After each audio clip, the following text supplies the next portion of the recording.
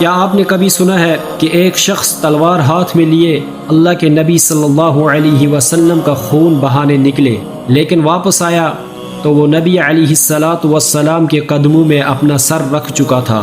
السلام علیکم ناظرین، یہ کوئی عام شخص نہیں تھا، یہ عمر بن خطاب رضی اللہ عنہ تھے، جو بعد میں خلیفۃ المسلمین امیر المؤمنین کہلائے، اور آج ہم انہیں حضرت عمر بن خطاب رضی اللہ عنہ کے نام سے یاد کرتے ہیں۔ اس دن حضرت عمر رضی اللہ تعالی عنہ کا ارادہ کچھ اور تھا۔ دل میں ایک ہی جذبہ تھا کہ محمد صلی اللہ علیہ وسلم کو ختم کر دیا جائے، لیکن راستے میں حضرت نعیم رضی اللہ عنہ سے ملاقات ہوئی۔ انہوں نے کہا، عمر تم نبی کے خلاف جا رہے ہو، پہلے اپنے گھر کی خبر تو لو، تمہاری بہن فاطمہ اور بہنوئی سعید دونوں مسلمان ہو چکے ہیں۔ یہ سننا ہی تھا کہ حضرت عمر رضی اللہ تعالی عنہ کا غصہ آسمان کو چھونے لگا، اپنی بہن کے گھر کی طرف دوڑے، اور جیسے ہی قرآن کی تلاوت کی آواز سنی آگ بگولا ہو گئے، اپنی بہن اور بہنوئی کو مارنے لگے۔ خون بہا، چیخیں نکلی، لیکن وہ آواز بند نہ ہوئی، بلکہ حضرت فاطمہ رضی اللہ عنہا نے بڑے جوش سے کہا، ہاں ہم مسلمان ہو چکے ہیں، کر لو جو کرنا ہے۔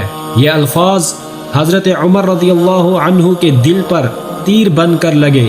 غصہ ٹھنڈا ہوا، دل میں عجیب سا اضطراب پیدا ہوا۔ کہنے لگے، کیا چیز ہے جو تم پڑھ رہے تھے؟ مجھے بھی دکھاؤ۔ حضرت فاطمہ رضی اللہ عنہا نے کہا، یہ قرآن ہے، لیکن تم ناپاک ہو، پہلے غسل کرو پھر پڑھو۔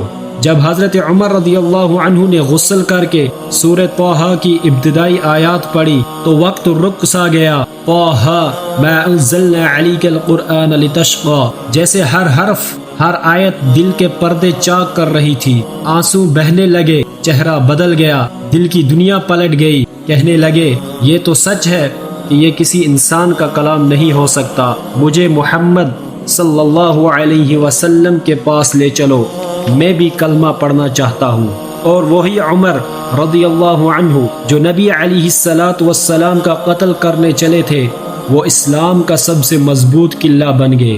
نبی کریم صلی اللہ علیہ وسلم نے انہیں دیکھ کر فرمایا، یہ ہے عمر جس کے لیے میں نے دعا کی تھی۔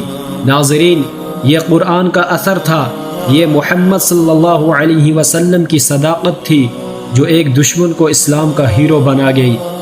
آج بھی اگر ہمارا دل سخت ہو چکا ہو تو قرآن کو کھول کر ضرور پڑھو، شاید کوئی سورہ ہمارے دلوں میں بھی اثر کر دے۔